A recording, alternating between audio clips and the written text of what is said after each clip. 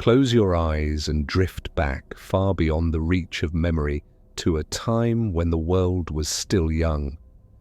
13 million years ago, the land we now call Spain was not sunlit fields or stone villages.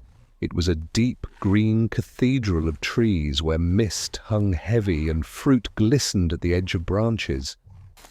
Somewhere in that living maze, an ape, balanced between past and future, his shoulders strong, his hands free, his body swaying in the first fragile rehearsal of standing tall. Was this the beginning of us?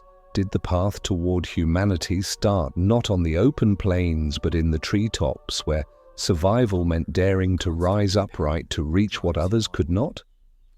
Or are we only projecting our own reflection backward, seeing ourselves in shadows on leaves? The answers remain uncertain, but the questions glow softly, guiding us through the mists of time.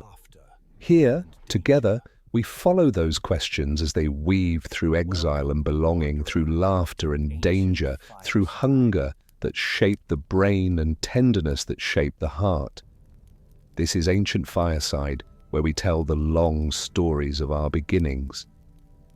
If you feel at ease in this journey, you may like, subscribe, or simply leave a quiet note in the comments. Share the place and the hour where you are listening tonight, so we may all drift through history side by side. And now, let us step gently beneath the canopy of that ancient forest, where the air is heavy with fruit and rain, and the first footprints of our story are waiting. The forest was never quiet, though the first impression might have been stillness. A moist heaviness hung in the air, so dense with green that it seemed to bend light itself into a softer, more dreamlike spectrum. Each step along the canopy was cushioned by leaves broad enough to shelter a child from rain. Here, in what would one day be called Spain 13 million years ago, the Miocene forest spread as a living cathedral, arches of branches interlaced, columns of trunks rising in solemn silence. The scent was not of incense, but of ripe fruit fermenting in the undergrowth, mingling with the musk of damp soil and bark.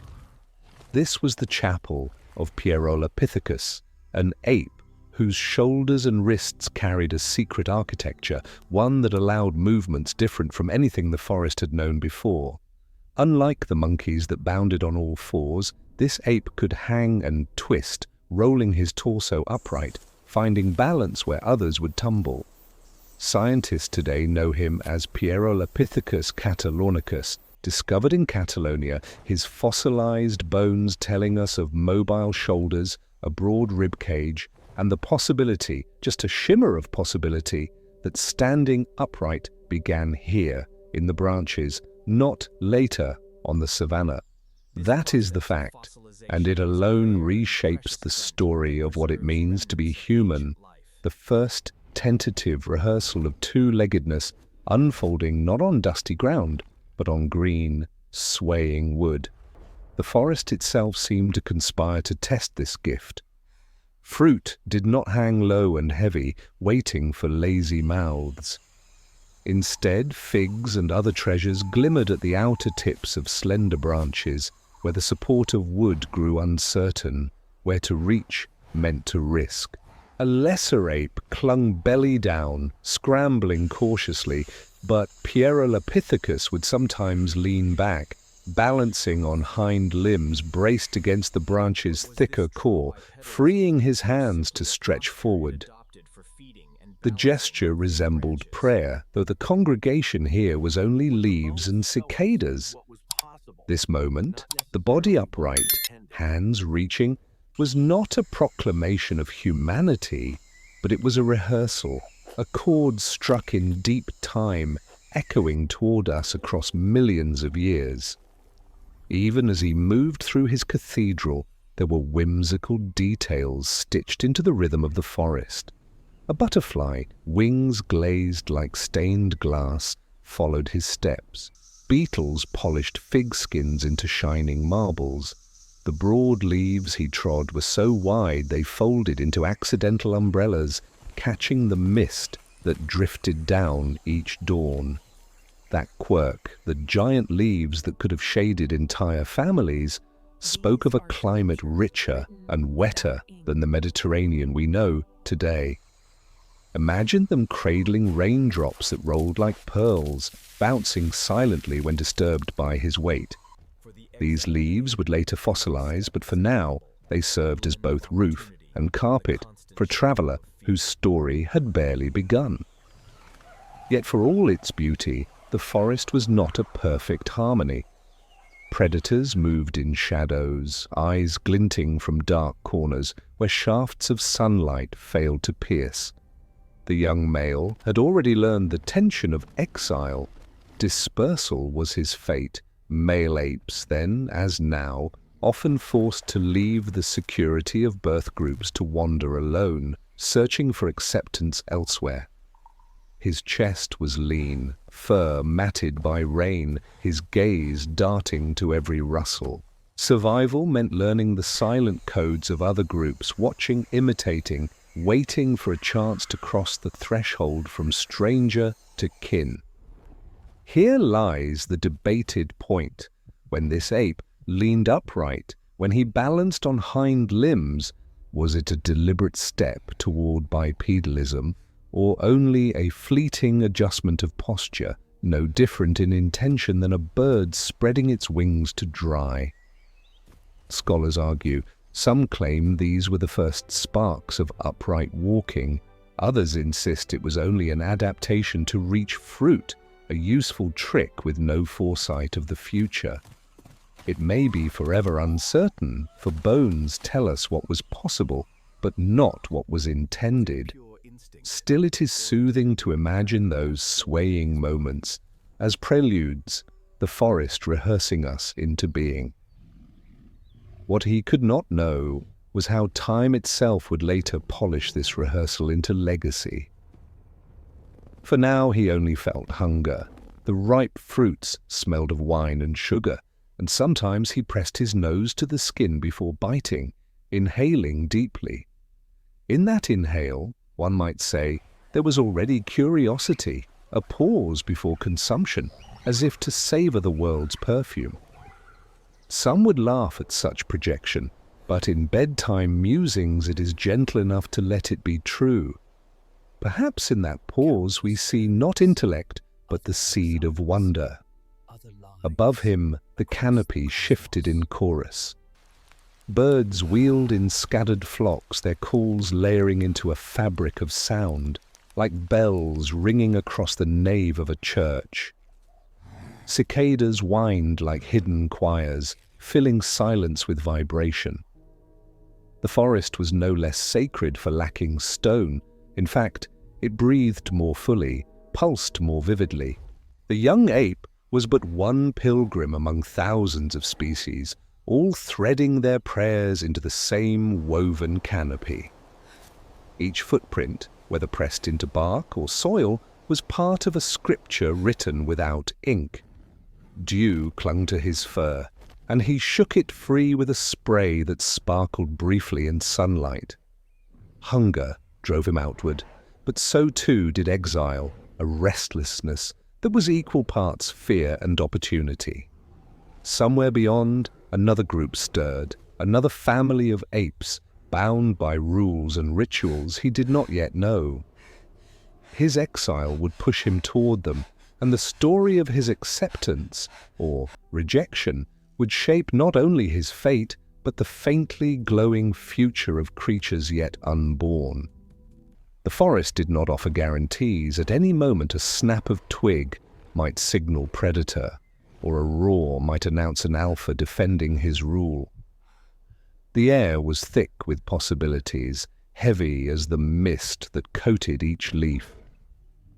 Yet even in that uncertainty there was rhythm, the drip of water, the crackle of beetles underfoot, the creak of wood shifting in the breeze.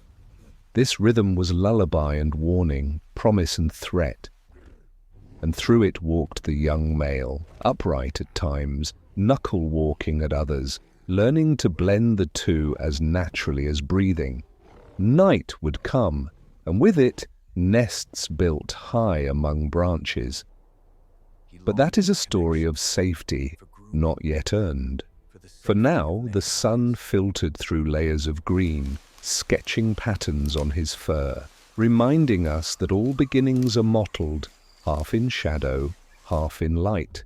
And so we leave him here, in his cathedral of leaves, a solitary figure tracing lines of possibility, pressing footprints not into earth but into living wood, carrying silently the rehearsal of our own distant steps.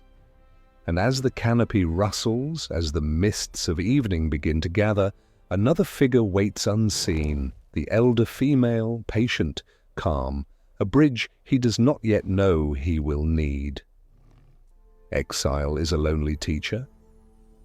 The young male moved with a hesitation that was neither fear nor confidence, but a rhythm somewhere in between, like the uneven beat of a drum muffled by cloth. His fur was damp from the night's mist, and his shoulders rolled with the memory of familiar hands that no longer groomed him.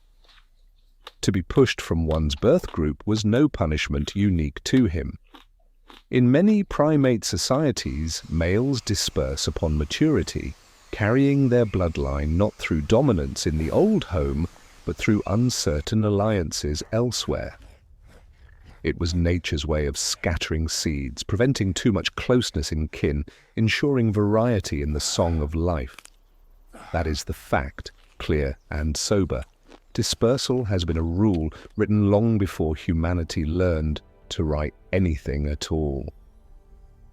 He lingered at the edge of another group's territory, not yet daring to step into full view. There, in the shifting shadows of giant leaves, he became a ghost with breath and heartbeat. Every move was calculated. How close could he creep without triggering alarm? How far back should he retreat when the alpha's gaze swept his direction? His survival depended not only on strength, but on a skill more fragile, yet perhaps more enduring, the ability to read intentions written in posture, in eye whites, in the tilt of a jaw. For an exile, the forest was less about branches and fruit than about politics carved into body language. A lesser detail, almost comedic if it weren't desperate, coloured his attempts at entry. On one damp morning he placed a fig, ripe and purple, on a low branch near the path of the group. It was a small gesture, a kind of offering. Not that apes of his age were known for religious rituals, but in his mind, perhaps, there lingered the hope that generosity could purchase acceptance. The fig sat there like a ticket at the threshold of a theatre, waiting to be claimed. It was, in its way, a quirky overture, half instinct, half imagination. And though the fruit was soon snatched by a juvenile who ran off gleefully, the gesture remained, a sign of yearning that stretched beyond simple hunger. Still, questions press upon us across the gulf of time. Was he truly motivated by something we would call intention? Or were his acts nothing more than instinctual shadows? Did he know he was trying to barter entry with food? Or was it only the echo of countless feeding behaviors misread by our storytelling minds? Scholars today debate where, in this lineage, the ember of deliberate strategy first began to glow. It may have been here, or it may be that we cast the light backward, seeing purpose in what was only pattern. The bones do not tell us, the forest does not confess. Yet, regardless of debates, the tension was real. The alpha male of the resident group was not blind, nor was he indulgent. He bore the scars of earlier contests, pale lines crisscrossing his muzzle and chest, reminders that rule was a burden carried in blood, and vigilance. Each rustle near the border set his eyes hard, his chest forward, his voice rising in deep coughs that shook the leaves. For the exile, even the act of breathing too loudly was a provocation, a potential spark to violence that would end his lonely campaign before it began. Despite this, he lingered, drawing invisible maps in his head. He noted who groomed whom, who sat closest to fruiting trees, who carried infants, who deferred, and who challenged. He became, unknowingly, a student of sociology long before the word was invented. The forest was his classroom, alliances and glances his chalkboard. He was learning the delicate dance of power and compassion, of dominance and consent, though his tuition was risk and his reward uncertain. Nighttime sharpened the ache of solitude. Others curled together in nests, woven high, bodies pressed for warmth, the rhythm of shared breath lulling them into deeper sleep. He, alone, nested at a distance, the branches feeling colder, the canopy less protective. The stars, scattered like embers across the blackness, were his only companions, each one a reminder that countless journeys stretched beyond his own. And though he could not name them, nor track their courses, the starry sky was a silent witness to his exile, arching above with indifference, and yet with an odd serenity. The scent of rain often carried him through the night. Raindrops struck leaves like 1,000 tiny drums, reminding him of the larger rhythm of the forest. Sometimes, when sleep refused to come, he would trace with his fingers the grooves of bark, as if carving lines into memory. Whether this was comfort or idle habit, none could say. But in those touches there was a quiet intimacy with the world, a dialogue without words, a bridge from loneliness to belonging, if only in imagination. Still, daylight always returned him to the same trial, watching, waiting, attempting to edge closer without triggering wrath. He studied not only the alpha but the females, sensing in their calmer eyes a possible refuge. Female alliances, though subtle, were the counterweights to male dominance. He would one day learn to rely upon them, but that lesson was not yet written. For now he was a shadow-seeking entry, a story paused before its first climax. There is something haunting in this image, a creature balanced between rejection and acceptance, his future hinging on gestures too small to fossilize. A glance, a gift of fruit, a tolerated proximity. All could mean the difference between lineage and extinction. It is in such fragile spaces that history often turns, though rarely with fanfare. The forest kept its secrets, but the exile carried hope like a quiet flame, flickering but unextinguished. The forest itself seemed to watch, each creak of wood a reminder that no one moves unseen forever. Eventually confrontation must come. The exile knew this, though instinct told him to delay, to choose his moment carefully. Until then, he would hover like mist at the border, inhaling the sense of a group not yet his own, yearning for the touch of hands that might accept him, waiting for the bridge that only time or compassion could build. And as twilight thickened, as cicadas shifted from song to silence, he sensed the eyes of another upon him. Not the hard glare of the alpha, but something softer, older. Patience breathed from that gaze, a quiet endurance that would change his course. Though he could not know it, the elder female had already noticed him, already measured his hunger, already considered whether to intervene. The first true confrontation was inevitable, like the slow build of thunder that finally releases in a single strike of lightning. The young exile had lingered too long at the margins, his scent carried on shifting breezes, his figure glimpsed too many times in the foliage. Curiosity alone might have bought him more days, but in the hierarchy of the forest, hesitation could be misread as weakness, and weakness invited challenge. So the moment arrived, not as a grand stage, but in the simple rhythm of morning.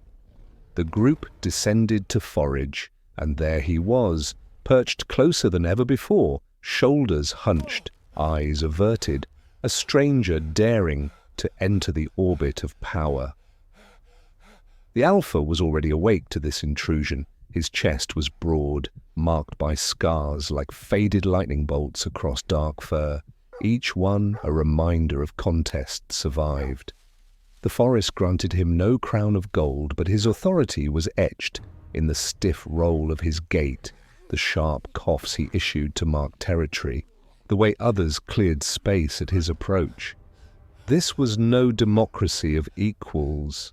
Fact tells us plainly, in primate groups, dominant males often secure both resources and reproductive privilege, their position enforced not only by brute strength, but by an elaborate grammar of signals, eye contact, posture, vocalization, and ritualized displays.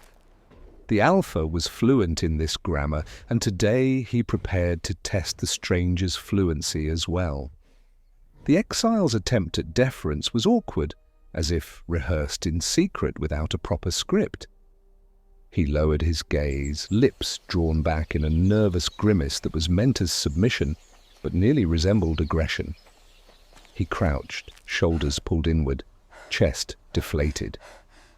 For a heartbeat, the forest seemed to pause, leaves holding their breath, watching this fragile negotiation. Here lay a debated point: how much of these postures we should interpret as intentional acts of strategy versus instinctual programs wired by evolution. Was the exile consciously signaling humility, or were his muscles simply following ancient codes without any true awareness? Researchers divide on this, some seeing deliberate politics, others only reflex. The alpha studied him with a patience that felt like cruelty. Then with sudden force he surged forward, stamping on the branch with a resonance that rippled through the wood. The sound alone was enough to send smaller creatures scattering. His arms swung wide, his throat boomed in deep cough barks, a roar shaped into percussion. He stopped short of actual violence, but the message was clear. You may watch, but you do not belong. The exile flinched, retreating a half step, body pressed low as though the forest itself might shield him. His heart raced, each beat drumming against ribs like a warning drum. There was, in the midst of this tense ballet, a strangely comic flourish. As the alpha barked his dominance, a twig snapped under his weight, releasing a small cascade of leaves that fell across his shoulders like a clumsy crown. One juvenile stifled a chirping giggle before being silenced by the glance of a mother. Even power, it seemed, could not fully escape the forest's quiet humor. The exile, though terrified, caught the sight from the corner of his eye, and for a flicker of a moment the absurdity of survival revealed itself. To live was to balance between fear and laughter, both sometimes sprouting from the same instant. Yet there was no laughter in the exile's chest when the alpha lunged closer, teeth bared but not closing. A mock charge, perhaps, but one that nearly sent the young male tumbling. The forest floor below was no friend. A fall could mean broken bones, an end as final as fangs. His retreat was frantic, hands clutching bark, toes gripping desperately. The alpha pulled back with a victorious snort, chest heaving, satisfied that the lines had been drawn. Acceptance was not yet possible. Belonging remained withheld, suspended like fruit just out of reach. In the canopy above, sunlight pierced the mist, shafts of gold painting the scene with indifferent beauty. The exile crouched at the margin, trembling, yet not fleeing outright. Something within him refused to vanish. He would not yet abandon his attempt. Hunger pressed him forward, but so too did something subtler. The desire for connection, for the grooming touch, for the safety of many eyes watching for predators instead of his own alone. It was this quiet desire, not brute courage, that held him on the branch. The group, for their part, returned to foraging, though glances continued to dart his way. Females shifted infants on hips of fur. Juveniles peered with boldness. Only youth affords. A silent vote was forming, though no hand was raised, no tally marked. It was politics in its earliest form. Observation, hesitation, the unspoken weighing of risk against tolerance. The alpha remained the loudest voice, but not the only one. The forest knew, as it always did, that power was not absolute. It was a current that could shift when tributaries joined against the main. The exile could not predict that his salvation would come not from dominance, but from empathy. He only knew, as he crouched at the edge of belonging, that another rejection might break him. His breath slowed, and he kept his eyes down, avoiding confrontation, waiting for the tide to turn. The forest resumed its chorus, cicadas droning, leaves whispering, the distant flap of wings. To anyone else it was just morning. To him it was the stage of destiny. And so the first audience ended, not with acceptance, but with survival. He had not been allowed entry, but neither had he been destroyed.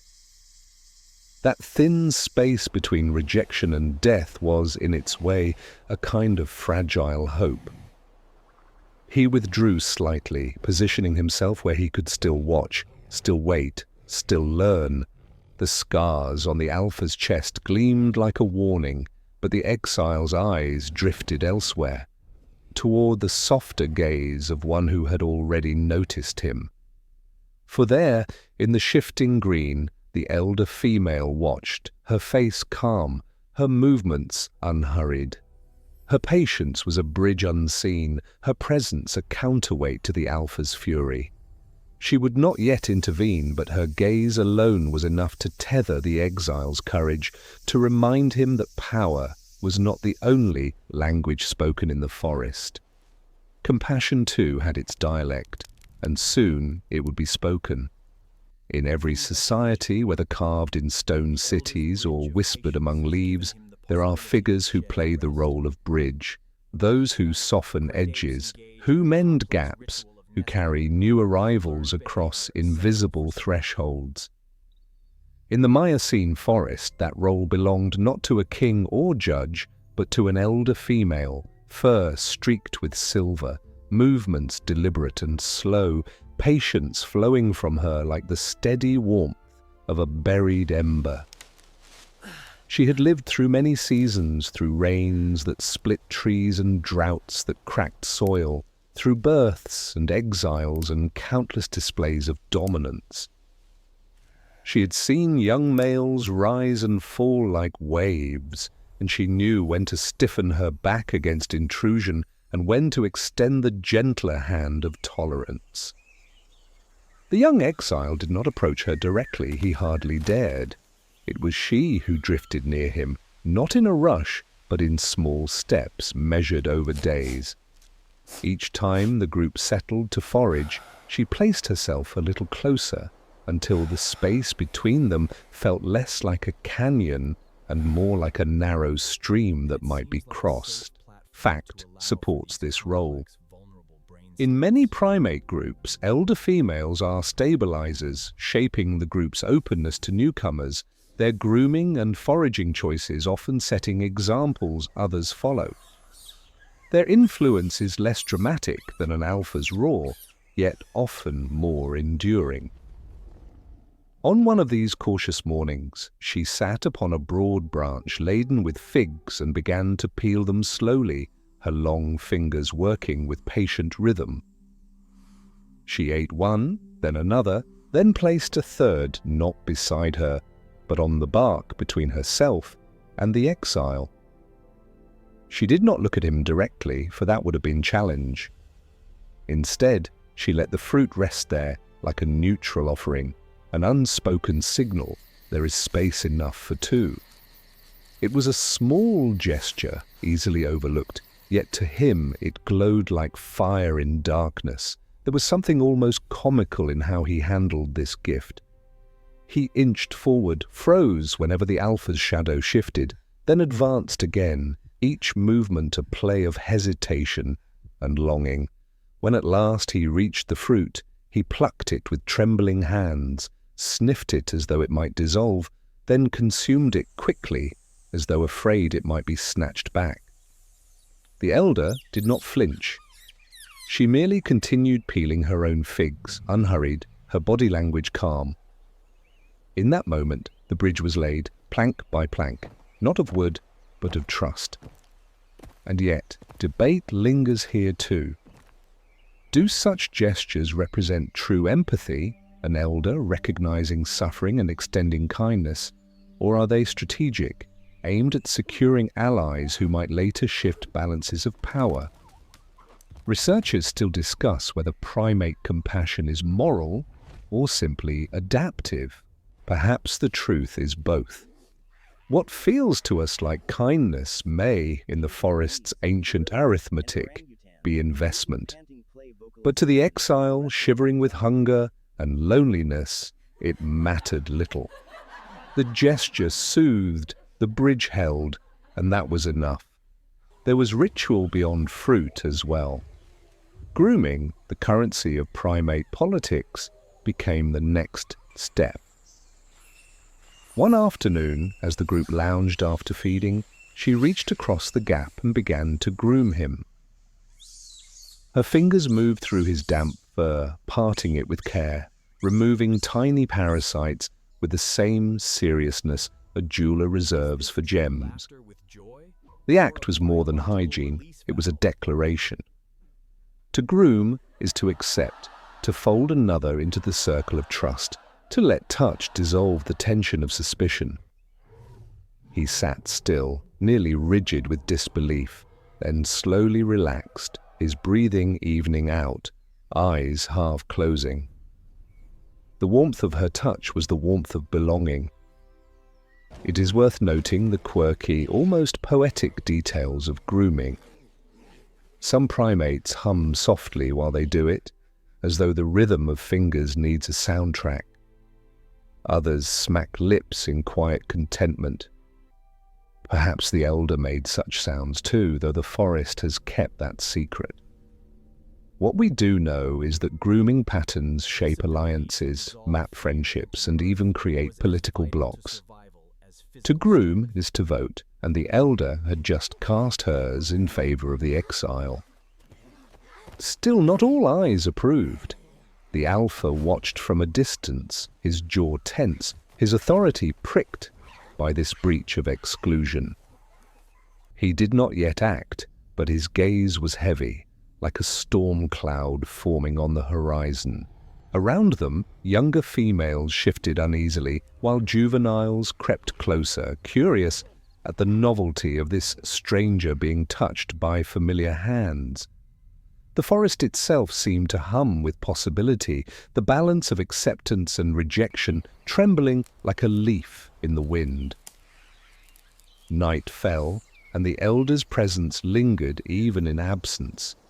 The exile built his nest not far from hers, closer than before, though still at a respectful distance. He wove leaves with more care, imitating her patterns, copying the sturdiness of her construction. In this, too, she taught without words, passing knowledge through example. Fact confirms it. Primates often learn nest building from their mothers and elders, their designs refined through observation. And here, the exile was not only receiving food and grooming, but the deeper education of belonging, how to sleep safely, how to weave memory into rest. The debated question remains: did he recognize her as ally in the way we use the word? Did he sense strategy, or did he feel only comfort? Some scientists argue that primates perceive relationships not in abstractions, but in immediate sensations, warmth, touch, calm. Others suggest they grasp at least the outlines of alliance, aware that protection flows from such bonds. Perhaps the exile felt both, the visceral relief of not being alone and the faint outline of a politics older than language. For now, what mattered was that the bridge had been extended, and he had stepped upon it. He was no longer merely a shadow haunting the edge of territory. He was being seen, tolerated, perhaps even nurtured. The alpha still ruled with coughs and displays, but a subtle counterweight had entered the stage. One elder's patience had shifted the balance from exile toward potential inclusion.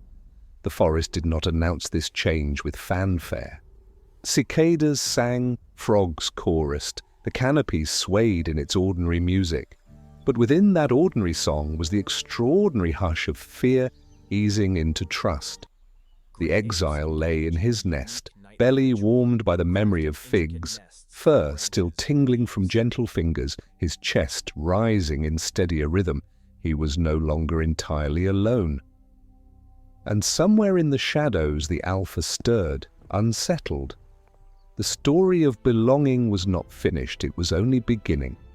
Acceptance won by touch today might be challenged by teeth tomorrow. Yet for this one night the bridge held, and the exile slept lighter than before. Morning would come soon enough, bringing with it the woven nests and the mysteries of deeper sleep, where memory itself would be shaped. The elder had given him not just figs and fingers, but the doorway into a new kind of rest. Evening in the forest was a slow unwinding, the heat of the day dissolving into a mist that clung to every surface. Leaves exhaled moisture, branches creaked in the cooling air, and the chorus of insects grew thick enough to feel like a blanket draped across the canopy. For the young exile, these hours had once been the loneliest, moments when other groups curled into nests high in the branches, their bodies pressed close, while he wove his solitude into fragile shelters far apart. But things were changing. The elder's bridge of patience had given him something he had not known for many nights, the possibility of shared rest. Nest building was no small art.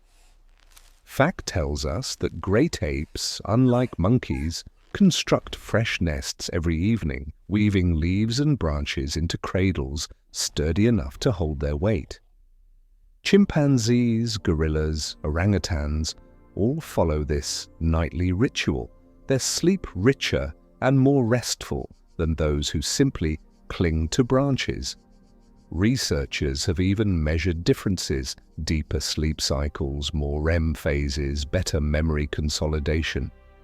The nest is not just a bed, it is a school for the brain, a womb for thought. If Pierolopithecus 13 million years ago already wove nests, then perhaps our own capacity for dreaming, for memory, for reflection traces back to this gentle, nightly craft. The young exile had always built his nests hastily, nerves pushing him to finish before darkness thickened. His early efforts were flimsy, branches cracking, leaves slipping away.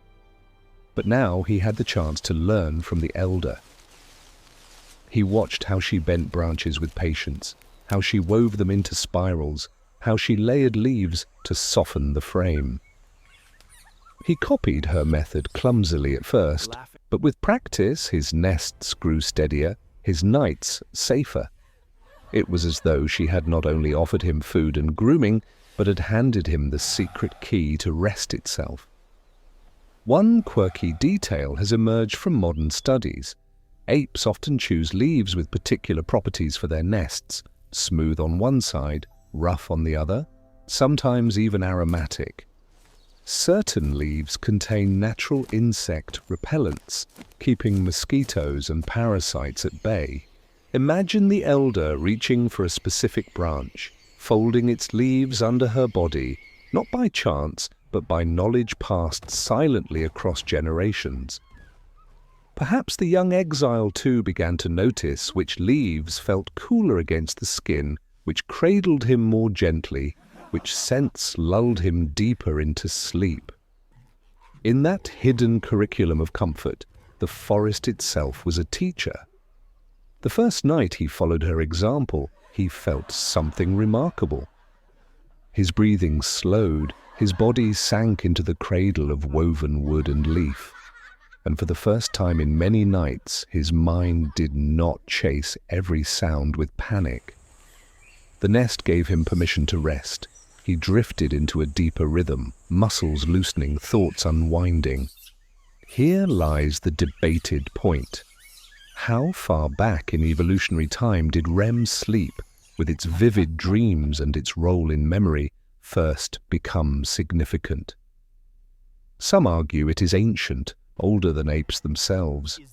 Others believe it deepened alongside the practice of nest building, when longer, safer rest allowed the brain to experiment with more complex cycles. If the latter is true, then every leaf woven beneath him was part of the scaffolding of consciousness itself. In the darkness, predators still prowled. Leopards shifted silently below, snakes curled along branches, owls glided through the air with wings that whispered rather than flapped. But the exile, tucked into his nest, was safer than he had ever been before. He did not need to cling with tense muscles through the night, waking often, ready to flee. The nest held him, and in that security, his brain could devote more energy to sorting the day's experiences, storing patterns, strengthening lessons. Perhaps he even dreamed of figs placed on branches, of the elder's calm hands, of the alpha's looming shadow. Perhaps his mind rehearsed these images, preparing him for choices yet to come. The forest itself seemed to dream with him. The mist drifted in slow waves, the canopy swayed as though breathing. Cicadas quieted one by one until their drone thinned into silence. Stars appeared between branches, shy at first, then bold. The exile, curled into his nest, was cradled not only by leaves but by the great dark sky above, a starry roof stretching further than he could imagine. That roof has been the ceiling of sleep for every ancestor since, a reminder that even as nests grew into huts and huts into houses, we have always slept beneath the same unblinking lights. There is something almost tender in the thought that the very act of weaving leaves may have shaped memory, learning, perhaps even culture. Night after night, the young watched and copied, his fingers growing deft, his instincts more refined. In time, his nests became nearly indistinguishable from the elders, and with that came a subtle shift in status. He was no longer a fumbling outsider. He was an apprentice who had learned, a student carrying forward the knowledge of those before him. The bridge of figs and grooming had lengthened into a bridge of shared architecture, each night's nest a testament to trust. Still, danger did not vanish. On certain nights, branches cracked in the distance, and the exile stiffened, heart hammering, fearing attack. But each time he looked across and saw the elder in her own nest, calm and steady, her presence anchored him. Her patience had given him more than safety. It had given him courage. And courage, like sleep, grows stronger when shared. He awoke one dawn to find a juvenile crouched near his nest, eyes wide with curiosity. The child reached out and tugged at a dangling leaf, giggling as it snapped free. The exile did not lunge or chase him away.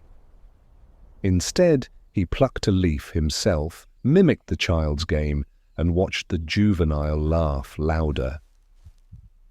That laughter was light, quick as a bird's song, but it softened the air between them. Soon others would laugh too, and laughter itself would become part of his bridge. But that is a story still waiting in the next twilight. For now, he stretched in the morning sun, fur warmed, muscles eased by the deepest rest he had known. His nest had done more than cradle his body. It had cradled his mind, stitching safety into memory, weaving belonging into the very fabric of his sleep. And as the forest brightened, the exile climbed down with steadier steps, unaware that the day ahead would bring something new, something even more delicate and powerful than figs or nests. The sudden, contagious music of laughter carried by the breath of children, softening the harsh edges of power.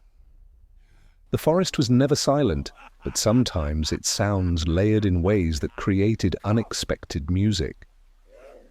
One morning, as mist still clung to the canopy, and dew rolled down the curves of figs like glass beads, a clumsy leap transformed tension into something else entirely. A juvenile, eager to follow his mother, misjudged the strength of a branch. It bent too far, bounced back, and sent him tumbling in an ungainly somersault that ended with his feet tangled above his head. For a long heartbeat, the forest seemed to hold its breath. The exile froze, expecting alarm, a shriek, perhaps even punishment for being near. But instead, a strange ripple passed through the group, a series of short, panting calls, rhythmic, contagious, bubbling out of throats like water breaking through stones. They were laughing. Fact tells us that laughter is not ours alone. Chimpanzees, gorillas, and orangutans produce play vocalizations, panting sounds that spread when juveniles tumble or when games turn too chaotic. These calls reduce tension, signal harmless intent, and often dissolve conflict before it grows sharp.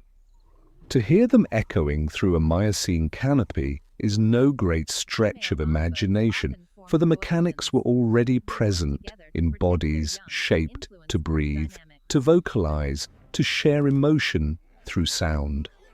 For the exile, the moment was bewildering. He had prepared for aggression, for punishment, for the endless stiffness of being unwelcome. Instead, he found himself surrounded by an unexpected warmth, a sound that seemed to untie knots inside his chest. He blinked, then exhaled, and though he had never done so before, he mimicked the panting rhythm, a hesitant laugh joining the chorus. The juveniles erupted louder, delighted at his clumsy participation. Mothers exchanged quick glances, some surprised, others amused. Even the elder female allowed her lips to twitch in a way that was almost a smile.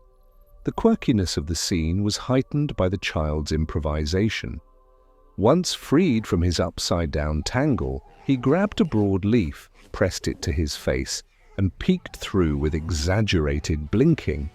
A primitive mask, a peekaboo born without intention. The other juveniles squealed, pounding the branches with small fists, and soon a half-dozen leaf faces bobbed among the figs. The exile found himself chuckling again, though the sound caught awkwardly in his throat. For a creature who had known only rejection, laughter was a revelation, acceptance disguised as silliness. Yet here lies the debated point. Was this truly laughter in the sense we know it, with its subtle layers of humor and joy? Or was it simply a release valve, a signal to calm nerves, a biological trick to prevent fights from spiraling? Researchers divide. Some argue that laughter in non-human primates is purely functional, while others suggest it hints at the roots of play, imagination, even art. Perhaps the truth lies somewhere in between, that a clumsy leap and a leafy mask did not invent comedy, but they rehearsed the stage where comedy might one day thrive.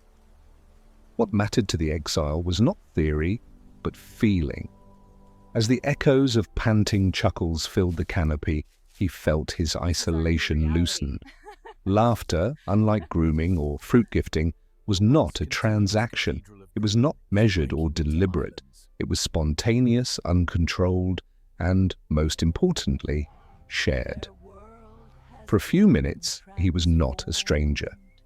He was part of the chorus, folded into the group by sound rather than by ritual.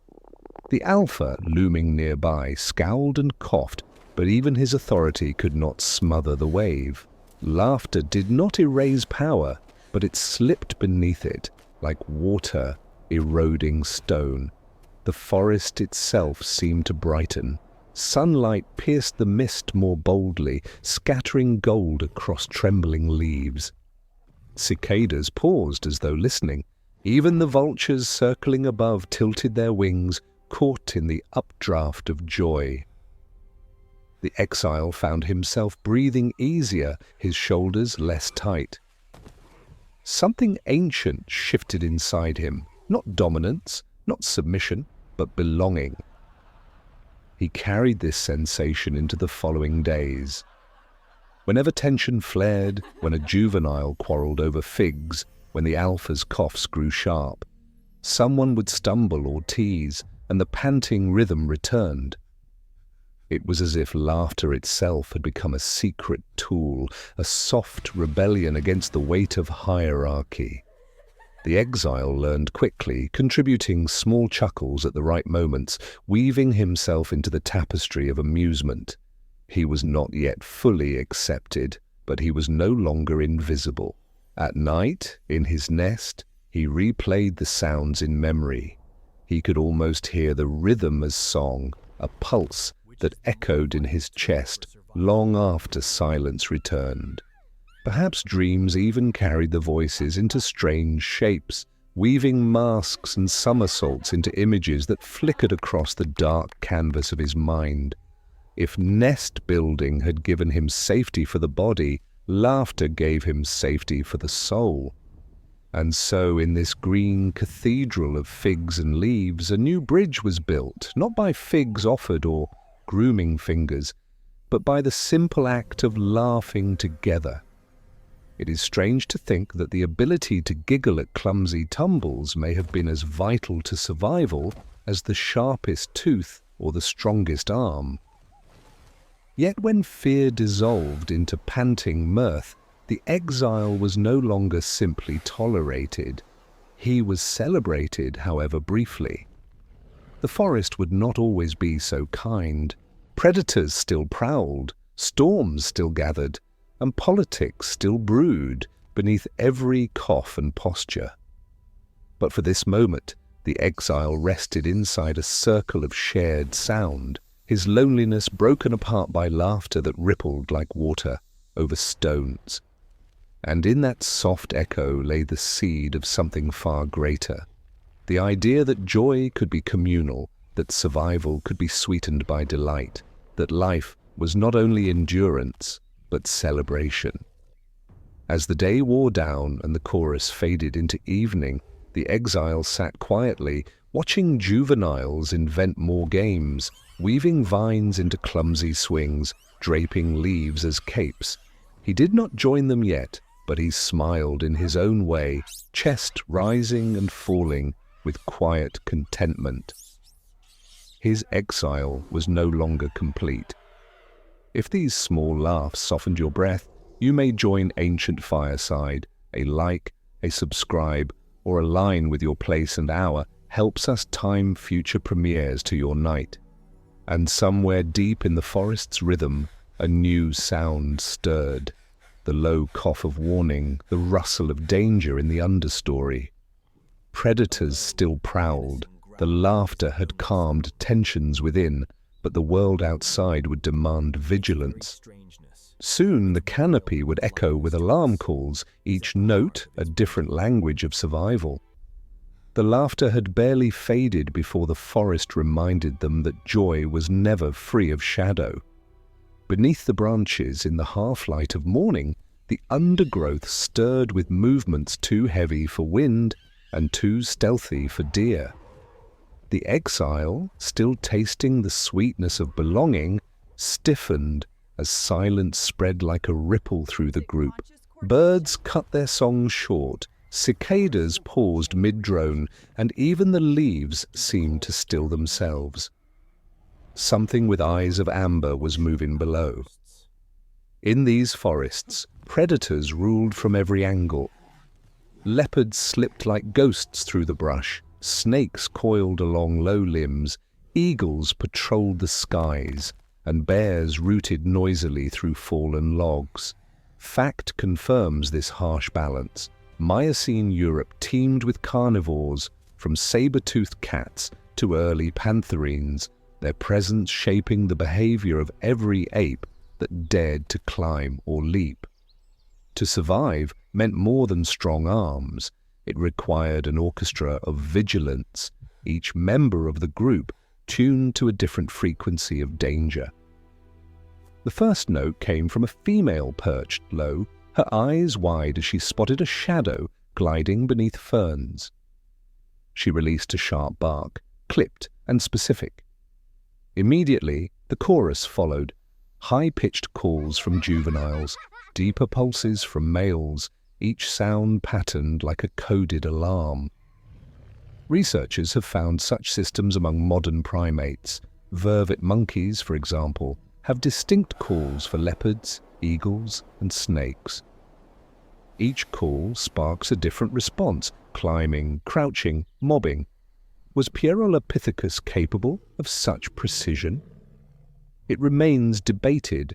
Fossil bones do not preserve alarm calls, yet the silence before the storm, followed by a sudden flurry of coordinated sounds, suggests that language's earliest scaffolding might already have been woven into the air. The exile froze, his ears straining to pass meaning. He did not yet know the full grammar of these alarms, but instinct told him enough. Danger was near. He pressed low, gripping the bark, his breath shallow. Below, the predator's movement resolved into form. A leopard, muscles rolling beneath spotted fur, tail flicking as it padded silently along a game trail. Its head tilted upward, eyes scanning for opportunity among the leaves. There was fear, yes, but also strange beauty. Sunlight fractured through leaves and painted golden dapples across the leopard's back, so that predator and forest seemed one. For a moment, the exile felt the paradox of life itself. The hunter's grace was also terror, its elegance a mirror of the danger it carried. The quirky detail of the morning belonged not to the leopard, but to the birds. A pair of starlings, bold beyond their size, swooped down to mob the great cat, chattering furiously as if to scold it for trespassing. Their wings flashed like knives of light, their cries sharp enough to sting. The leopard twitched its ears in irritation, swatting lazily before resuming its prowl. Yet the performance served its purpose. The ape group, alerted by both alarm calls and avian defiance, shifted higher into the canopy, out of easy reach. Even the exile moved instinctively with them, following their cues, learning survival in real time. And still questions linger. How much of this orchestration was conscious coordination, and how much was simple chain reaction? Scholars argue whether these alarm calls carry meaning in the human sense, or whether they are merely emotional outbursts that coincidentally guide behavior. Did the apes know they were saying leopard, or did they only shout fear in a frequency that happened to convey the right instruction? The answer may be forever blurred, but the effect was undeniable. The group lived by these alarms, and so did he. The alpha's role in the crisis was revealing. While others scattered upward, he positioned himself centrally, issuing deep coughs that reverberated through the branches. His display was both warning and boast, a signal to the leopard that the group was alert, that surprise was lost. He bared his teeth, slapped a trunk with resounding force, a thunderclap of defiance. The leopard paused, eyes narrowing, then chose retreat. It melted back into the shadows, its presence fading like smoke. The forest exhaled. Cicadas resumed their hum, birds dared song again, and branches settled into calmer rhythm. Yet the exile's heart still beat fast, each thud echoing the narrowness of escape. He glanced toward the elder female and found her gaze steady, untroubled. For her, this was routine. For him, it was revelation. Belonging meant more than figs and laughter. It meant safety in the chorus, protection in the vigilance of many eyes. When calm returned, juveniles imitated the leopard with clumsy crouches, growling and pouncing on one another. Their play was edged with leftover adrenaline, their laughter sharp with relief. The exile chuckled along, though his own body still trembled. He realized then that danger itself bound the group as much as laughter did. To share alarm was to share survival. Night fell with heavier shadows after such a day. As he curled into his nest, he replayed the leopard's glide beneath the ferns, the shimmer of its coat, the sound of alarms rippling through the group like bells struck in sequence. He felt again the strange blend of fear and belonging, of terror, soothed by company. And though sleep came slowly, it came more surely than it ever had alone. The forest had taught him another lesson. Life here was not only about figs and bridges of empathy, nor about nests and laughter. It was also about power, the power of the alpha to defy, the power of calls to unite, the power of politics shaped by vigilance and strength. Tomorrow would reveal more of that hidden structure, for authority was not enforced only in moments of danger. It was practiced daily in subtle exchanges of favor and threat, in the careful balance of teeth and touch. Power in the forest was not a single roar or a flash of teeth. It was a daily performance, a weaving of gestures, gifts, and threats, each thread as necessary as the next. The alpha, though dominant, could not rely on violence alone. Too much aggression fractured trust. Too much softness invited challenge. His rule was a balance of carrot and thorn, favor and menace delivered in equal measure. Morning often began with cough barks that rolled through the canopy like distant thunder.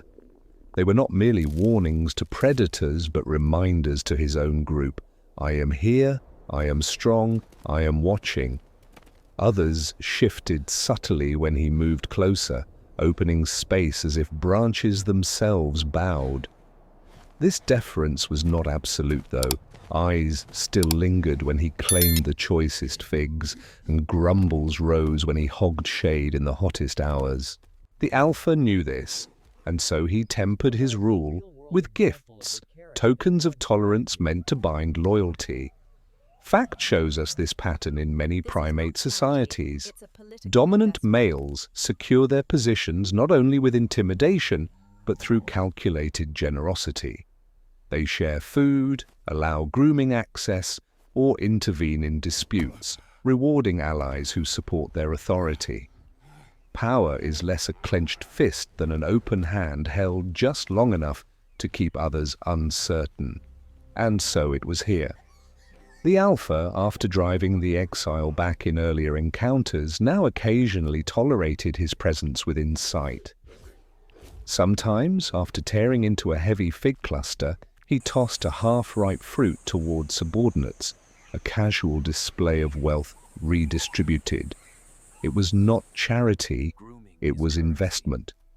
The exile studied these gestures with the intensity of a scholar. He saw how the alpha's gifts always came paired with threat. A fruit offered one day might be followed by a violent shove the next. Acceptance was never free of condition. To belong meant to walk a line between gratitude and fear, to accept the carrot without forgetting the thorn. The exile mimicked this delicate balance himself, responding quickly to gifts, retreating swiftly from coughs, learning the grammar of survival that governed every branch. quirky details sometimes softened the severity of politics. One afternoon, after a light rain, the alpha emerged with fur plastered to his chest, giving him an oddly deflated appearance. Juveniles snickered until a stern cough silenced them, but the moment lingered like a whispered joke. Another time, while tearing into figs, the alpha sneezed so violently that fruit pulp sprayed across his own muzzle, leaving him with a sticky mask. Subordinates dared not laugh aloud, but their eyes sparkled with hidden mirth. Power, no matter how carefully maintained, could not escape the humor of circumstance. Still, the structure of his rule was no laughing matter. Authority was reinforced through grooming chains. The alpha often allowed one favored female or juvenile to groom him first, then accepted others in descending order, creating a living hierarchy written across bodies. The exile, watching from the margins, saw how grooming was currency, a way to purchase tolerance, a vote cast with fingers. The elder female's earlier gesture in grooming him had been more radical than he realized. It had challenged this order, planted a seed of dissent. Here lies the debated point. Should these behaviors be called politics? Some scholars argue that primates engage in real strategies, forming alliances, trading favors, manipulating bonds. Others claim it is simply instinct, a flow of behavior shaped by natural selection without conscious calculation. Perhaps the exile himself did not plot, as we imagine. Perhaps he only felt the warmth of figs shared, the chill of coughs withheld, and responded accordingly. Yet in those responses, a pattern emerged that would one day blossom into what we recognize as politics. The exile's position remained precarious.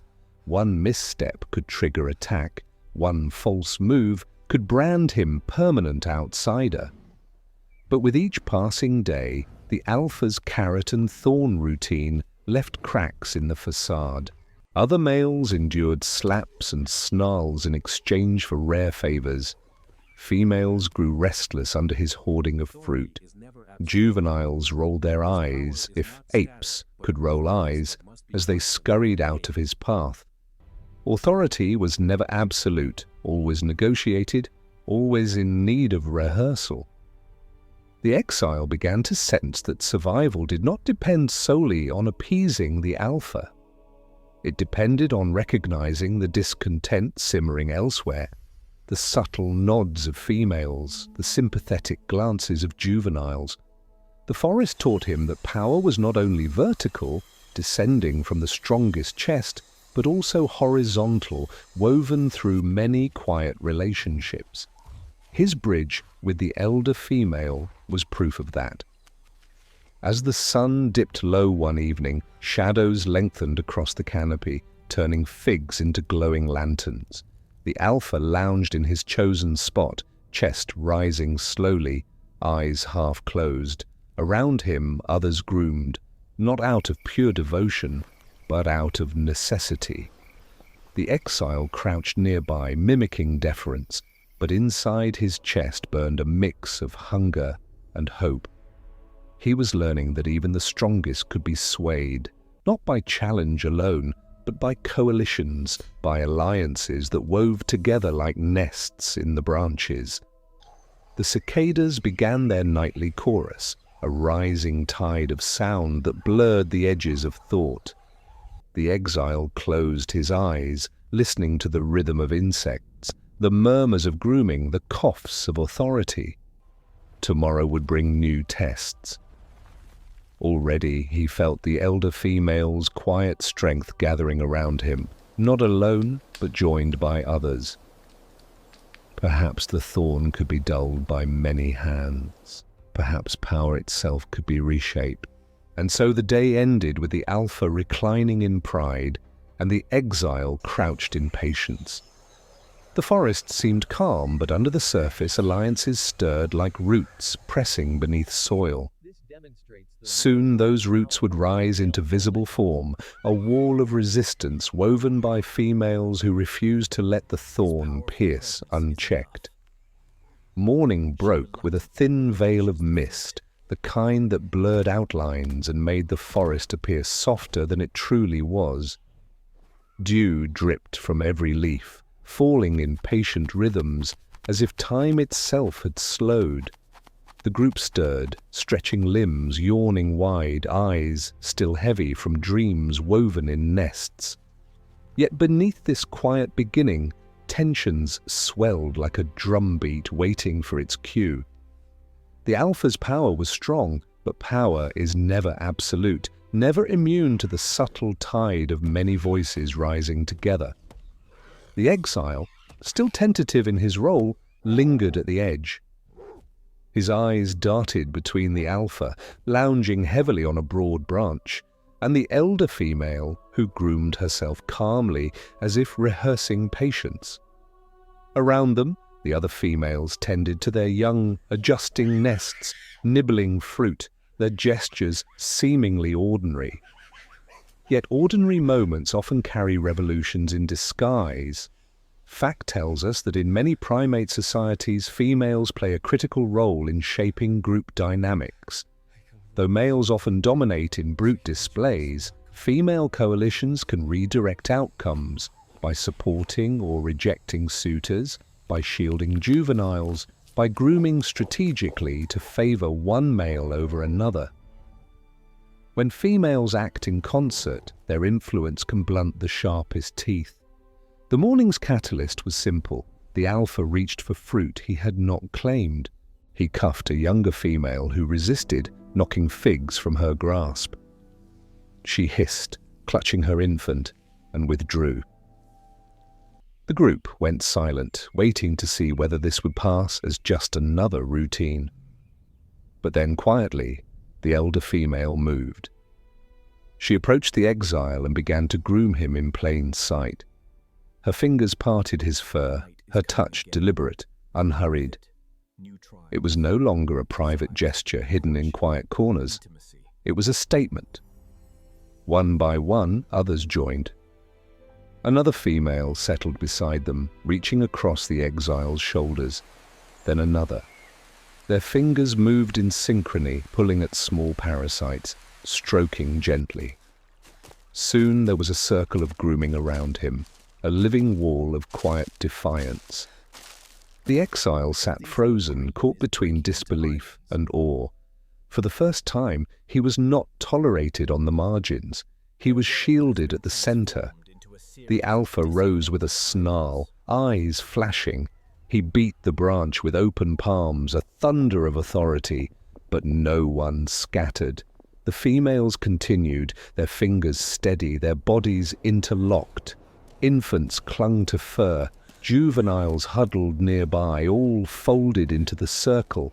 The Alpha barked again, but his sound, once terrifying, now seemed hollow against the rhythm of many hands working in unison. Here lies the debated point. How much intention do we assign to these coalitions? Were the females consciously opposing the Alpha, plotting to curb his dominance? Or were they merely following instinct, choosing to shield the weak, reinforcing bonds of empathy? Scholars disagree. Some see clear strategy, the seeds of political resistance. Others warn against projecting human motives backward. Perhaps the truth is layered, as it often is. Instinct providing the structure, empathy filling the spaces, and, from the mix, something that looks remarkably like politics. The quirky detail was not lost even in such a tense moment. Juveniles, always quick to imitate, began grooming each other noisily, tugging fur with exaggerated seriousness, lips smacking loudly as if to parody their mothers. The tension broke into nervous giggles, panting chuckles that spread through the group. Even as the Alpha fumed, the forest itself seemed to laugh quietly, as though reminding all that power is fragile, and solidarity sometimes wears a smile. The exile felt the warmth of many hands and the strange thrill of being defended. For so long he had been the outsider, shadowed, rejected, trembling at every cough of authority. Now he sat in the middle of a living shield, his back straightening without permission, his chest rising with newfound courage. He did not yet know what this meant for tomorrow, but for today he belonged. The Alpha's authority was not broken, but it was dented. With a frustrated huff, he retreated to another branch, tearing into figs with exaggerated force.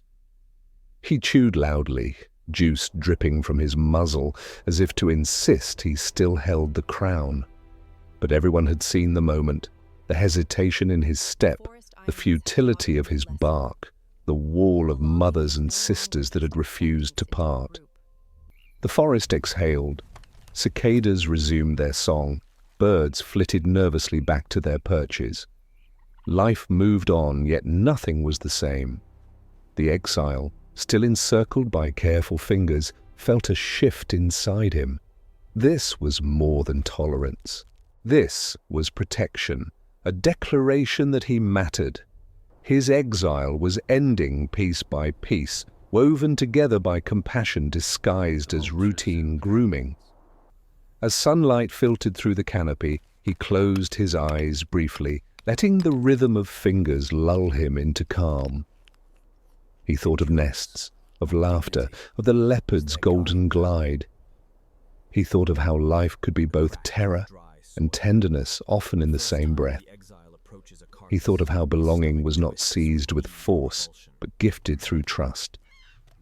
And in that thought lay a lesson that would echo far into the future.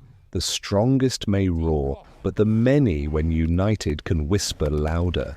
Night would come again, and with it, new trials. Desire, courtship, and the shifting lines of intimacy would soon complicate the balance. Bonds made in grooming would find their mirror in bonds made in closeness, in touches that carried more than comfort. The exile, still unsteady in his newfound role, would soon face another bridge, one made not of figs or solidarity, but of tenderness itself. The forest that had cradled generations was not eternal.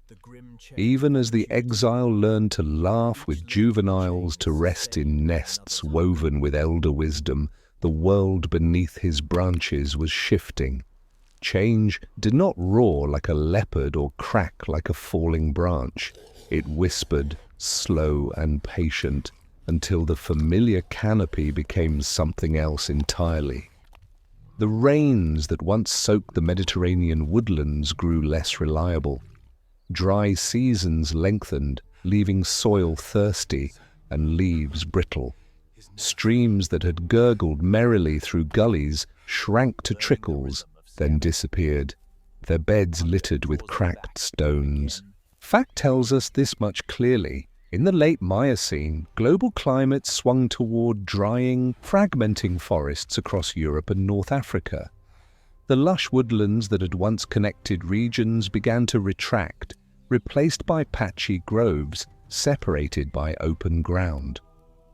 What was once a continuous cathedral of green was now breaking apart into islands. For apes like Pierolopithecus, this was not a small inconvenience. It was a transformation of the stage itself. To move from one fruiting tree to another now required dangerous journeys across gaps, leaps not only of muscle, but of chance. The exile, once comforted by the rhythm of fig to fig, began to face hunger more often. He could no longer linger too long in one grove, for the fruit was sparse, the leaves withered. To eat was to travel, and to travel was to risk. The group adapted in quiet ways. Their ranges widened, their days stretched longer, their foraging more desperate. Mothers carried infants further, juveniles grew weary faster. The elder female, her patience tested, pressed forward with grim resolve, her silver-streaked fur catching dust where once it caught dew. The alpha's coughs grew harsher, his contests with rivals sharper, for resources that once seemed plentiful were now precious.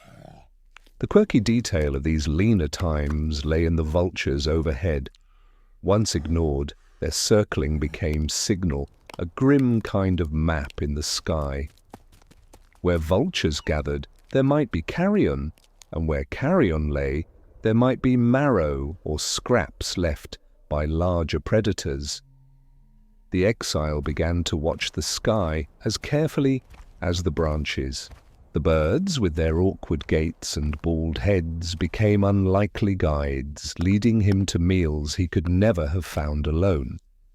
It was a partnership of sorts, though the vultures cared nothing for him. Their hunger mirrored his own. Here lies the debated point. How directly did these climatic shifts shape the path toward humanity? Some scholars argue that forest fragmentation forced apes onto the ground more often, pushing bipedalism from experiment to necessity. Others suggest it was a slower, more tangled process, with different lineages adapting in different ways, not all leading to us. Perhaps the exile's tentative steps across open ground were not destiny, but accident. Yet accidents, when repeated across centuries, harden into history. The exile's first crossing was seared into memory. Between two groves lay a stretch of barren earth, baked pale and cracked. The group hesitated, restless, scanning the horizon. The alpha barked, urging movement, but his own steps betrayed unease. Predators hunted these open stretches where shadows offered no cover. The exile followed behind, every footfall deliberate, every glance upward, measuring the vultures. When they reached the far grove, hunger pressed them forward into figs that tasted all the sweeter for the danger endured. It was a lesson written into muscle. Food now lived on the other side of fear. Night brought its own challenges. Fewer tall trees meant fewer secure nesting places. The exile built his cradle higher than ever, weaving branches with frantic care, aware that the ground below no longer promised safety. The air itself felt different, less humid, more brittle, carrying the sense of dust and predator musk more keenly. Even the stars above seemed sharper, their points brighter against the dry sky, as if watching more intently. Despite hardship, the exile found strange wonder in these changes. The open spaces revealed horizons he had never seen. From a high perch, he could glimpse ridges painted red by sunset, valleys stretching away in muted gold, skies so vast they seemed to swallow the world. The forest had been a close embrace, a cathedral roofed with leaves. Now the world was an open amphitheatre, its stage lit by sun and stars alike. The exile stood at its edge, chest lifted, feeling both terror and awe. The group pressed onward, following not only fruit but also signs of water, damp soil, bird flocks, insect swarms. Each discovery was celebrated with quiet urgency, lips smacking over pooled rain, hands cupped to share. The exile learned to taste earth for moisture, to follow ant trails that often led to hidden springs. Hunger carved them leaner, thirst made them restless, but survival honed their senses sharper than before. And through it all, the alpha's rule bent, but did not break. He coughed and barked, snarled and gifted, keeping the group moving in a rhythm of obedience and resentment. Yet the female's wall of solidarity remained. The exiles still felt their touch in grooming, their shield in tense moments. Even in harsher lands, compassion held a quiet power. The forest islands taught him something else as well, that belonging was no longer only about acceptance into a group. It was about endurance together, about facing hunger and thirst as one body rather than many. The exile's laughter with juveniles, his nest beside the elder, his steps across cracked soil beside mothers with infants, all of it wove him into the group more firmly than any alpha's bark could undo. As twilight spread, the air shimmered with heat, still clinging to stone. Cicadas fell silent, replaced by the croak of frogs in hidden pools.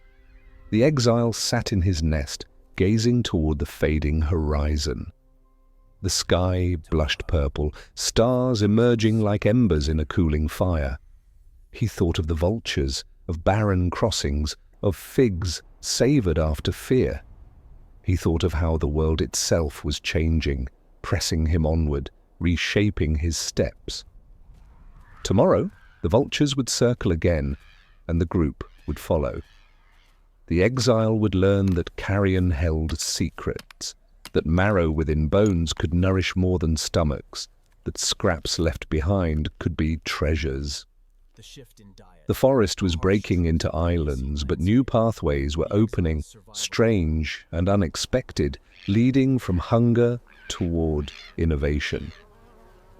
The vultures had become unlikely companions, their dark silhouettes etching circles into the bright sky. Where they drifted, eyes searching and nostrils wide to catch the scent of death, the group below followed with hesitant steps. Hunger had sharpened them into students of the air. What once seemed ominous, the wheeling of scavengers above, was now a signpost, a living map in a world where fruit grew scarce and water fled into the earth. Fact tells us that early hominins, millions of years after Pierolopithecus, learned to exploit scavenging opportunities. Bones cracked open for marrow, scraps stripped from carcasses abandoned by lions or hyenas. Even before stone tools, sharp rocks or the teeth of predators could be borrowed to slice meat.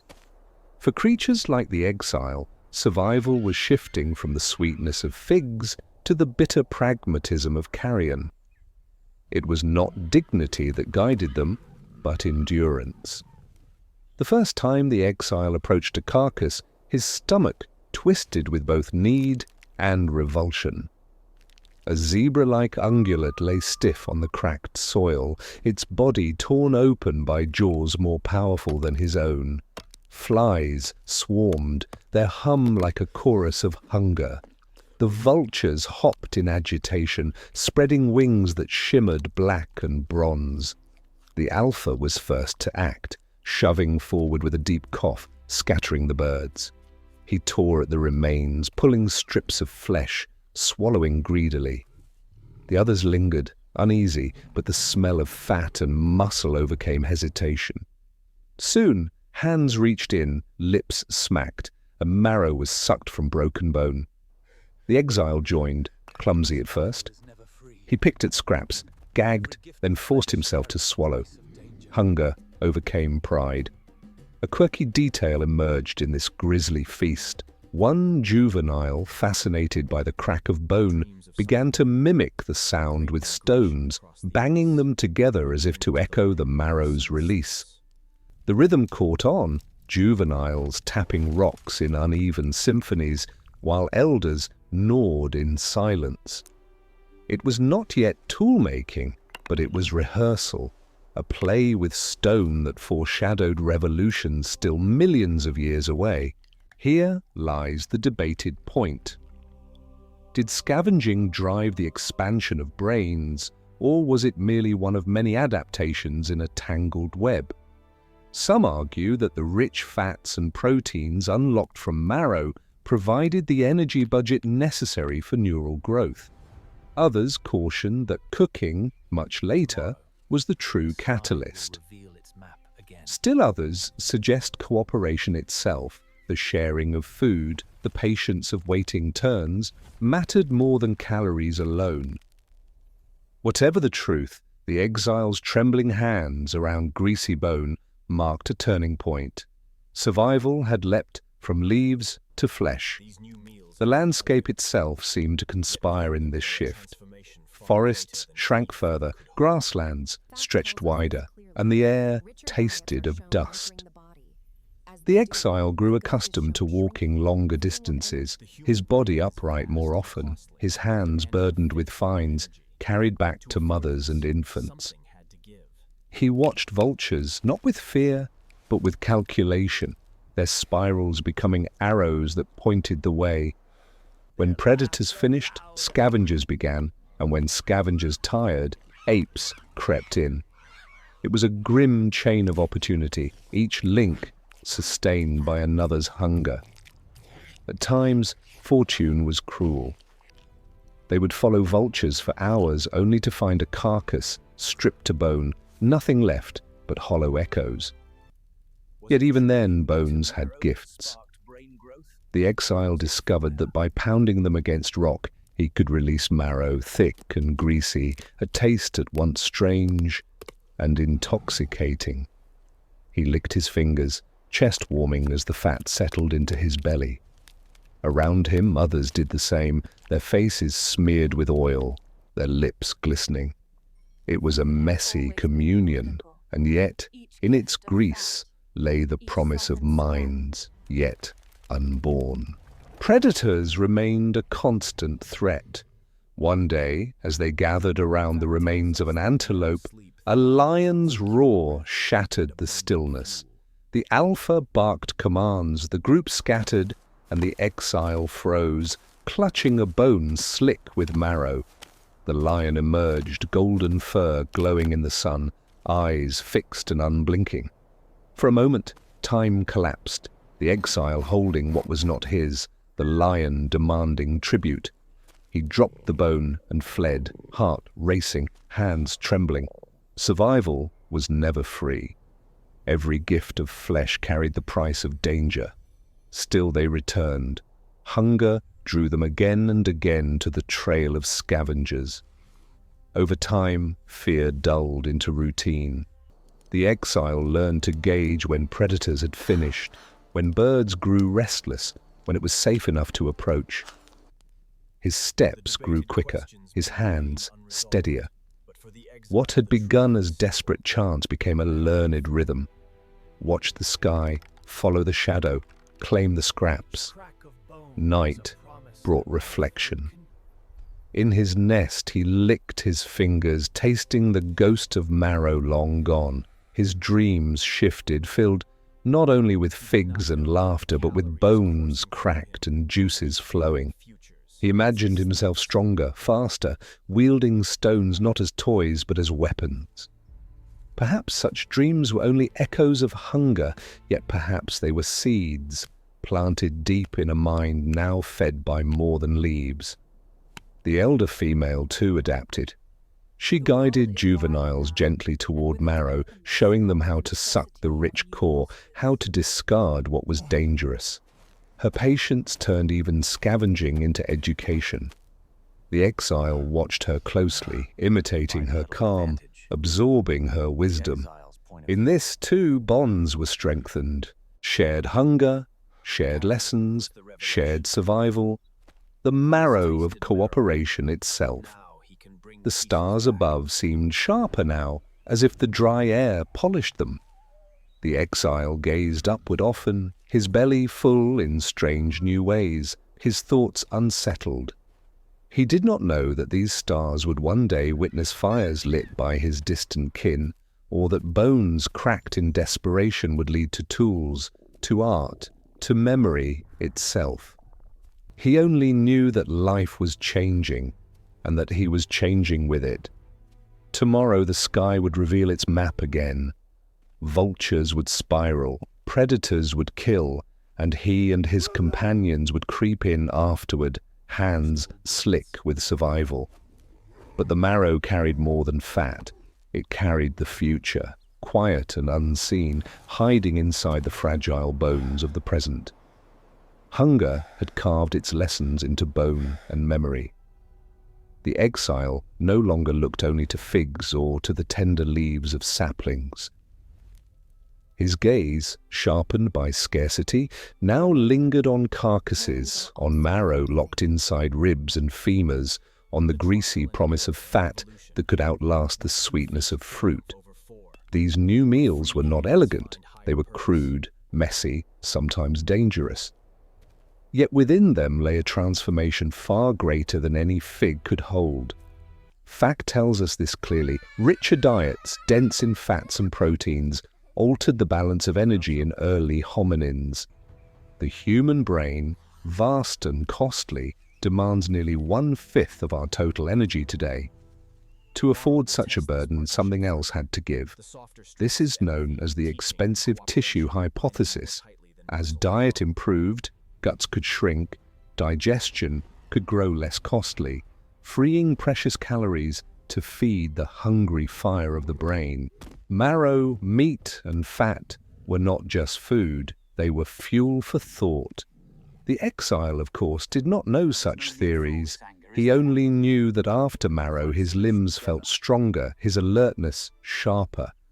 Sleep came more deeply and waking brought more focus.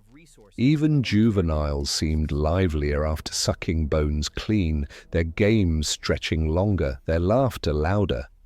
The elder female, wise in her silence, seemed to favor marrow for her aging teeth, chewing less, swallowing more, conserving energy. The group's very rhythm began to change, bound to the gifts of carcasses left by others. A quirky detail colored these meals.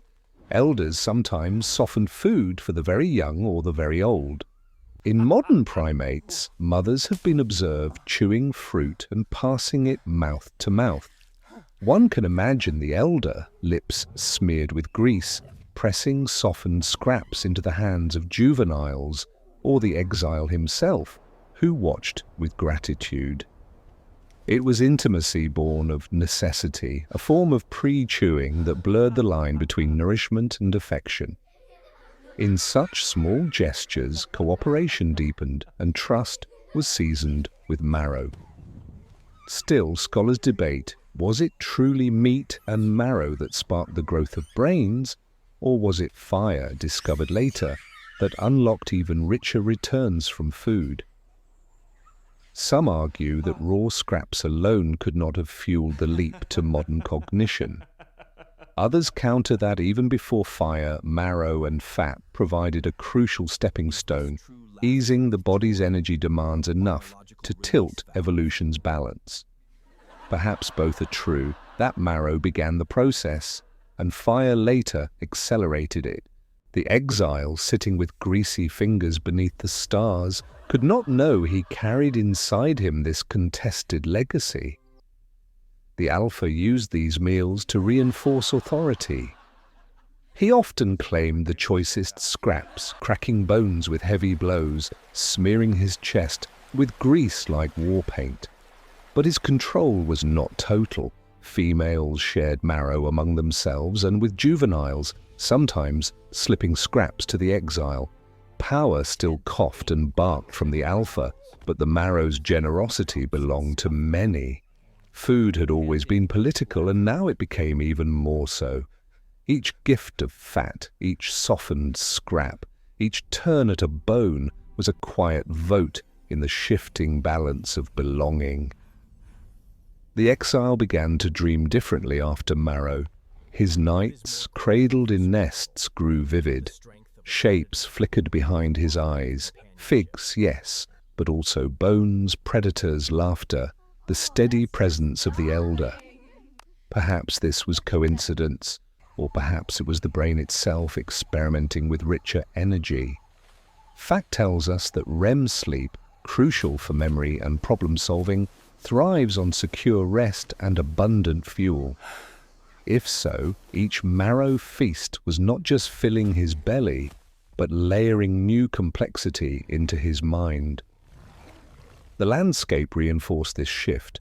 Open plains stretched further, horizons clearer. The exile walked upright more often, carrying bones or scraps back to mothers and infants. His hands, freed by his posture, became tools of transport, if not yet of manufacture. He balanced loads against his chest, shifted them between palms, even used sticks to poke at stubborn remains. These gestures were clumsy, fleeting, but they hinted at futures in which hands would no longer be merely for grasping, but for shaping. At times, hunger still cut deep. Carcasses were rare, vultures misleading. The exile felt the ache of emptiness, the dizziness of thirst. Yet the memory of marrow sustained him. He knew it existed, knew it could be found again. Hope itself became a kind of nourishment. The group pressed forward, restless, seeking the next feast hidden in the dust. The elder remained his anchor. She showed him where to search, guided him in patience. She chewed for the young, shared when she could, touched when he trembled. Her fur grew thinner, her pace slower, but her wisdom held the group together. The exile, once an outcast, now leaned on her calm as much as he leaned on marrow for strength. In her presence, scraps of fat became more than food. They became symbols of survival earned together. The debated questions may remain unresolved, but for the exile the truth was simple. Marrow filled his belly, steadied his mind, bound him to his companions. Each crack of bone was a promise that life would continue, even in a world of shrinking forests and endless predators. Each taste of grease was a quiet victory against hunger. Night stretched wide above him, stars burning sharper in the dry air. He licked the last traces from his fingers, then curled into his nest, belly warm, thoughts flickering like sparks. He did not know that the calories coursing through him were reshaping futures, financing dreams larger than his own. He only knew that tomorrow he would rise and walk and search again. If this long road made sleep feel nearer, you're welcome to linger with ancient Fireside, press like, subscribe as you please, and tell us where and when you're listening tonight. And as dawn waited beyond the horizon, his hands twitched in sleep, clumsy rehearsals of burdens yet to be carried. Soon those hands would find new purposes, not only to grasp or to groom, but to hold, to build, to create. The marrow had paid the first installment of that future. The rest would come with steps taken on open ground. The world was opening wider, and with its openness came the necessity of new postures. The exile had once lived his days in the safety of branches, balancing between trunks, climbing with the rhythm of hands and feet together. But the shrinking forests, the spreading savannas, and the long treks between groves demanded more than clambering. They demanded steps, longer and longer, on ground that offered no branch to cling to. At first, his walking was clumsy. He rose upright only in short bursts, a handful of steps across dust before gravity pulled him back to knuckle and palm. Yet each time he straightened, he discovered a perspective unknown from the ground. Horizons spread further, predators revealed sooner, vultures traced more clearly against the sky. Fact tells us that bipedalism, however awkward at the start, provided profound advantages, improved sight lines, energy efficiency over distance, and hands freed for carrying. These steps, tentative though they were, stitched survival into motion. Carrying was the revelation. The exile had tasted marrow, had learned to follow vultures to carcasses, but now he could bring pieces back to others. His hands, once reserved for climbing, now bore bones and scraps, clutched awkwardly against his chest. Infants clung to mothers with greater ease when fathers or siblings carried burdens in their stead. The exile felt pride in these gestures, though pride was not a word he knew. He only felt the warmth of eyes softening when he delivered food, the way mothers tolerated his closeness, the way juveniles followed at his heels. 2 feet steadied him, but it was the freedom of his hands that gave him place among them. A quirky detail appeared in these new experiments. Sometimes he carried more than food. Sticks picked up idly became companions. He tapped them against trunks as he walked, dragging them through dust, even waving them clumsily at vultures that strayed too near. One stick he held so long it wore smooth under his grip, polished by sweat and time. It was not yet a tool, not in the deliberate sense, but it was something more than nothing, a comfort, a walking aid, a token of the new freedom his hands had discovered. And here lies the debated point. What, precisely, drove the evolution of bipedalism? Was it the need to carry food, infants, or objects across long distances? Was it to free hands for tools that had not yet been imagined? Or was it display, standing tall to intimidate rivals, to court mates, to reveal strength? Scholars still disagree, their arguments circling like the vultures above the exile's head. Perhaps all are true, threads woven together into a posture that became destiny. For the exile, theory mattered little. What mattered was that each upright step carried him further than before, and each burden in his hands knit him closer to the group. He was no longer only the exile, he was a carrier, a provider, a figure tolerated for his contributions. He learned to time his steps, to sway his weight, to balance food and sticks without falling. His gait grew less awkward, his endurance longer. Still, after long journeys, his back ached, and he dropped down to his knuckles again, grateful for the old rhythm of climbing. The shift was not instant, but it was undeniable. Predators did not vanish. In fact, the open ground made them more visible, their shadows stretching long across savanna grasses. But upright posture gave warning earlier, and warning was often the difference between escape and death. The exile learned to scan as he walked, head high, eyes sweeping. When he spotted movement too large, too deliberate, he barked and pointed, gestures that rippled through the group. It was vigilance made mobile, sight made collective. The alpha, too, experimented with upright strides. He carried bones like trophies, swinging them with exaggerated flourish. He stood tall in mock charges, his chest inflated, his steps heavy. To him, walking on two legs was not only survival, but spectacle. Others watched, some with admiration, others with unease. The exile studied these displays carefully, mimicking in smaller ways, his own chest puffing briefly when females glanced his way. Perhaps bipedalism was more than transport, it was also theatre. At night, in his nest, his body hummed with the ache of new muscles. His calves burned, his spine throbbed, his hands still tingled from clutching burdens. Yet as he lay beneath the starry sky, he felt a strange satisfaction. His dreams replayed the steps, the sway of hips, the rise and fall of his shoulders. He saw himself taller, steadier, carrying not only bones, but fire, not only sticks, but ideas. He did not know if such dreams were memory or prophecy, but they burned inside him like the whisper of dawn.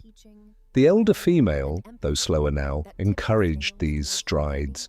She accepted food he carried, touched his arms when he returned.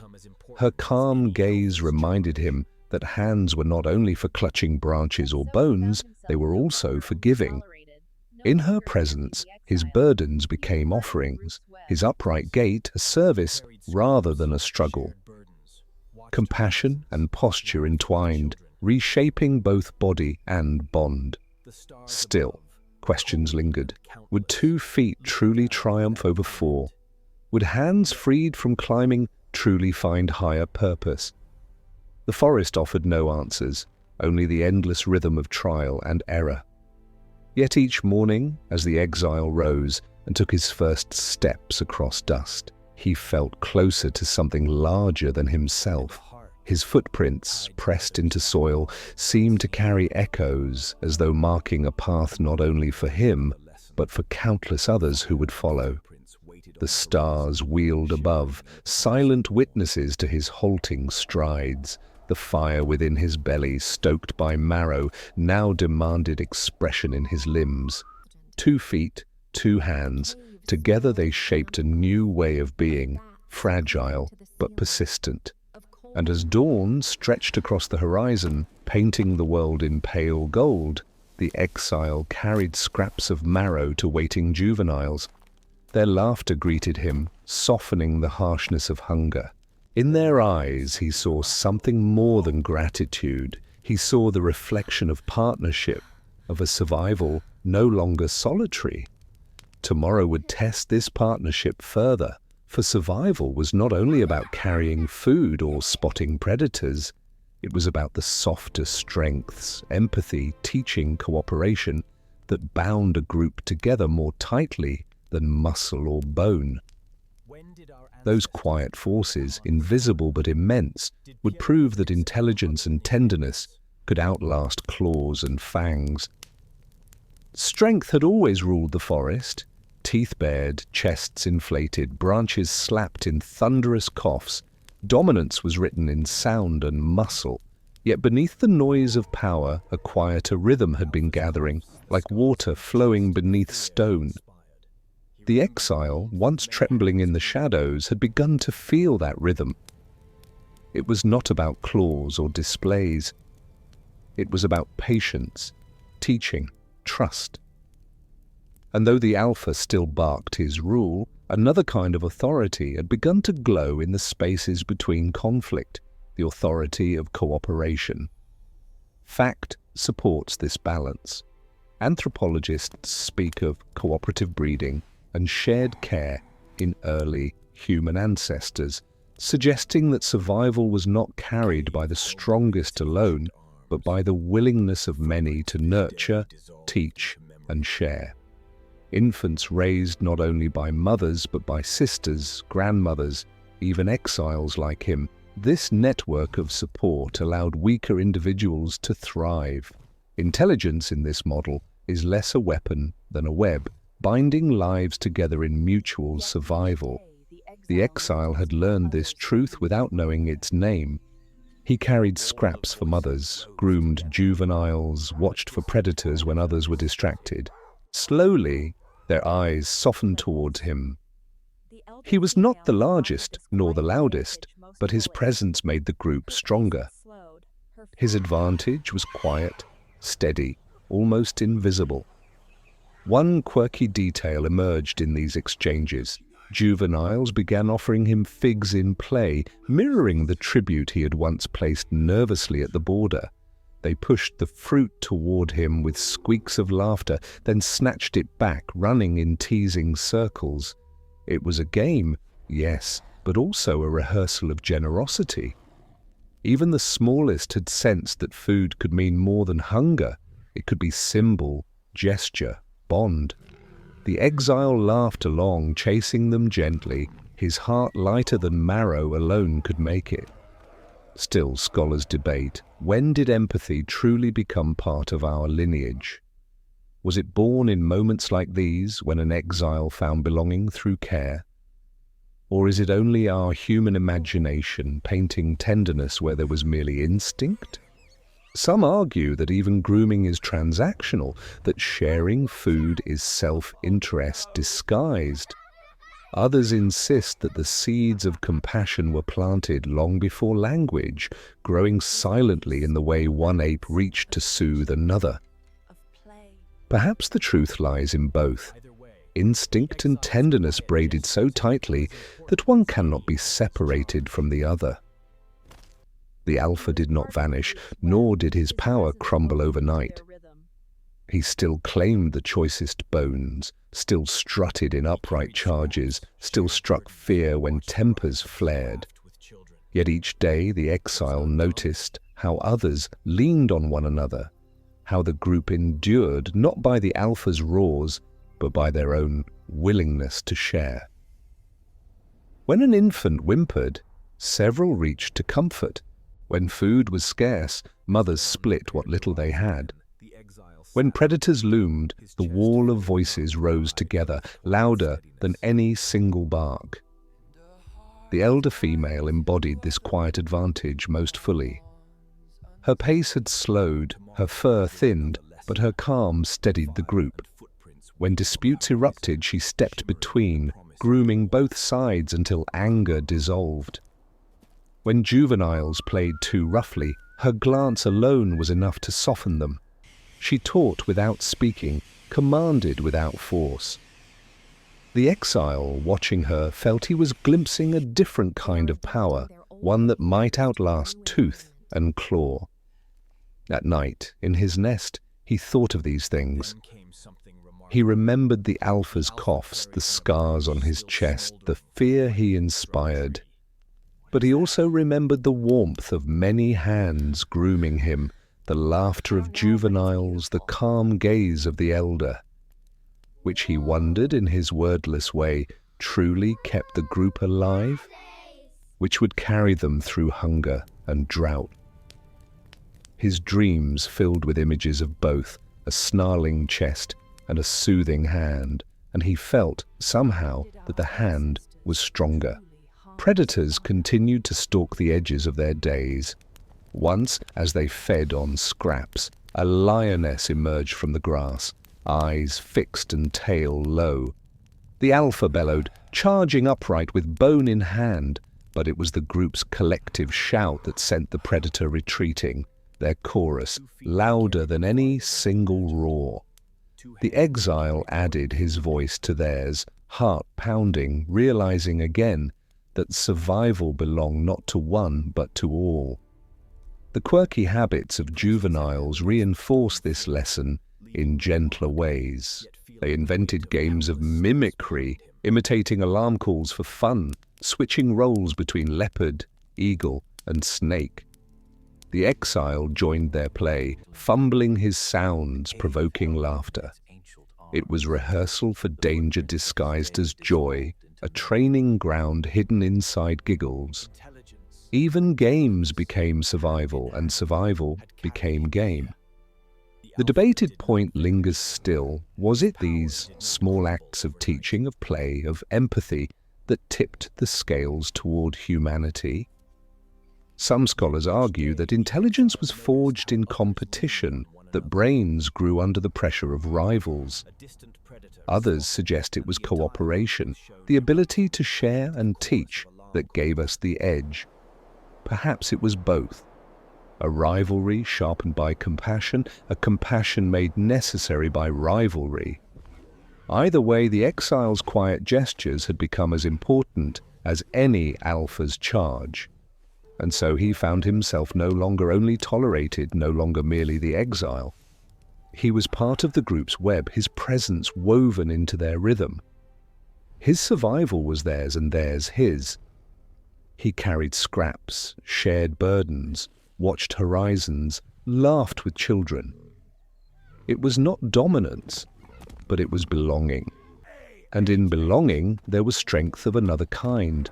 The stars above, cold and countless, looked down without comment. Yet in their silence they bore witness to a truth older than language, that intelligence and tenderness braided together can outlast fang and claw. As dawn prepared to rise again, the exile sat upright, chest filled not with pride, but with quiet steadiness. 2 feet beneath him, 2 hands free before him, and a heart tied to others by bonds unseen. Tomorrow would bring another lesson. Fire and footprints waited on the horizon, shimmering in the promise of dawn. Night had fallen, but it was no ordinary night. The air was cooler now, drier, the canopy thinner than in the lush days of old. The group had wandered far, crossing broken ground, following vultures and scents, leaving behind the endless rhythm of figs and rain-soaked branches. On this evening, they found shelter not in trees but in the hollow of stone. A cave opened in the side of a ridge, its mouth dark and waiting, a silent cathedral carved not by leaves but by time itself. The exile approached hesitantly, peering into the shadowed chamber. The cave smelled of damp earth, of bats clinging to the ceiling, of cold stone that had never felt sun. And yet, despite its strangeness, it promised safety. No leopard could leap from behind, no storm could tear it down, no wind could strip its branches. It was solid, ancient, eternal. Fact tells us that many primates have used caves or rocky shelters, and our own ancestors later made them hearths of fire and memory. For the exile, stepping inside was less a strategy than a surrender to stone's embrace.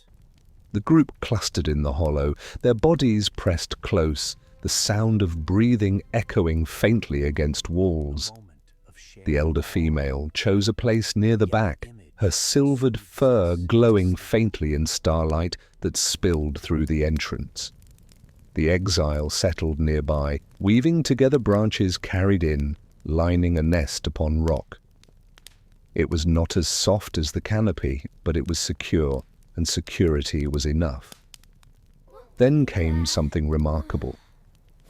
In the dim light, the alpha carried in a branch still smouldering from a lightning-struck tree. The tip glowed faintly, a whisper of fire. It hissed and sputtered, casting orange tremors across the stone. The group gathered around, eyes wide, uncertain. They did not yet know fire as a tool, nor as a servant, but they knew its warmth, its light, its strangeness. They huddled near, trembling not with fear, but with awe. The primal fire danced upon walls, shadows moving like spirits. It was not yet theirs to control, but it was theirs to witness. A quirky detail unfolded in that glow. Juveniles, emboldened by curiosity, reached toward the flickering light, only to pull back sharply, giggling nervously at the sting of heat. They waved their hands in front of the fire, creating shadows on the wall, shadows that flapped like wings, leapt like predators, pranced like playmates. The cave became a theatre, its walls painted not with pigment, but with silhouettes, the first flickers of imagination, etched in movement. The exile laughed softly, joining the game, his hands creating a bird that soared against stone. It was simple, fleeting, yet profound. The first art was shadow. Here lies the debated point. When did our ancestors truly begin to harness fire? Some say nearly 2 million years ago, others argue it came much later, within the last 500,000. Did Pierolopithecus ever huddle near embers? Or are we granting him a glimpse too early? The truth is uncertain, yet the image soothes us into sleep. Early apes gathering near warmth, learning slowly that flame could be both danger and ally. Perhaps it was not yet mastery, but a rehearsal, a moment of awe that seeded the memory for future kin to claim.